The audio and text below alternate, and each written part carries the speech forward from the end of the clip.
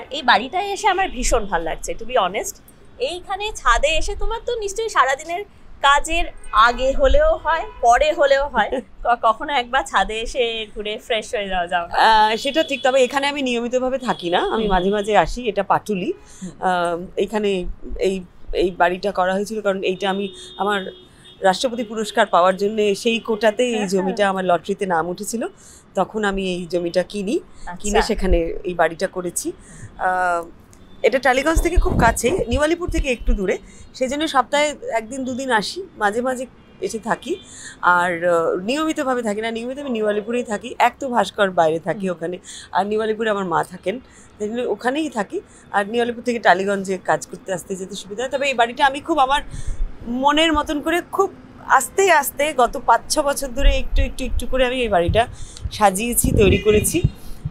তার অবশ্য অনেকটাই কন্ট্রিবিউশন আমার স্বামী ভাস্কর রায় এবং আমার সঙ্গে আমার দুই ভাই সমীর পাল আর সমীর ব্যাপারী, দুজনে মিলে আমাকে সাহায্য করে এই বাড়িটাকে এত সুন্দর করে সাজিয়ে তুলতে।